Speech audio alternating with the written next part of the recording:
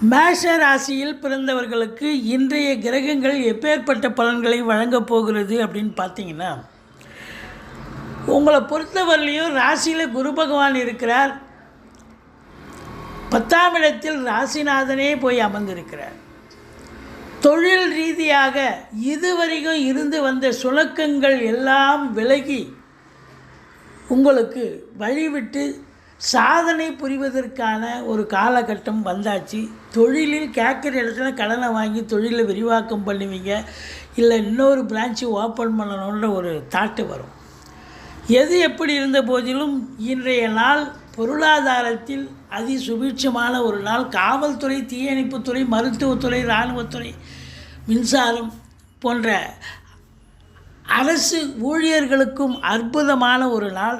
இன்று குடும்பத்தில் நிம்மதி, சந்தோஷம். திருமண வயதில் இருக்கும் ஆண் பெண் இருபாலருக்கும்